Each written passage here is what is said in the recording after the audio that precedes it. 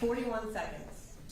On September 4th at 10:22 in the morning, Colt Gray opened fire in Apalachee High School for 41 seconds.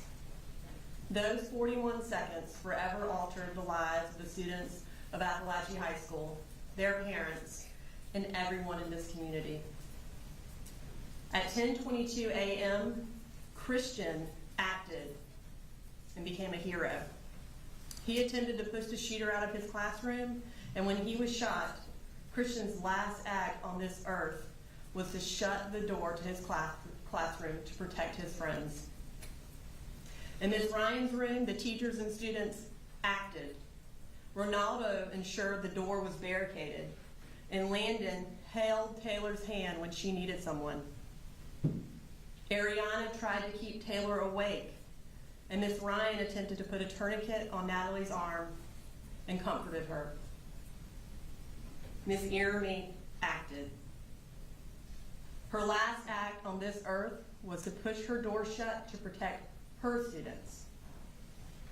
When the shooting started, Coach Aspinwall acted. He went outside his classroom to see if he could help. Coach Phoenix acted. After being shot, he crawled back into his room and used his last bit of strength to shut his classroom door to protect his students. Valerie Lancaster acted. She used her training from Girl Scouts and stopped the bleed to save Coach Phoenix's life.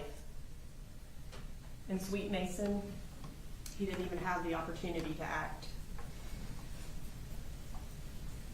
On September 4th at 10:22 a.m., SRO Donovan Boyd yelled into his radio, "Active shooter." Active shooter. Active shooter. What? Active shooter at Apalachee High School. And at that moment, every law enforcement in Barron County and every law enforcement officer near Barron County acted. 58 agencies and 400 law enforcement officers came to Barron County to answer the call for help. Within a minute of hearing those first shots, SROs Boyd and King took the shooter into custody and saved Zane Zinni's life.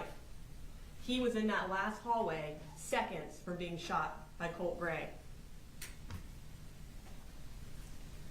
Sheriff Judd Smith and Lieutenant Wilkerson acted.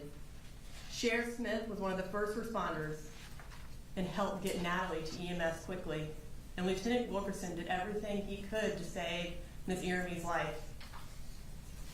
And the incredibly quick response by EMS and law enforcement saved the lives of Coach Phoenix, Natalie, Taylor, and Melanie.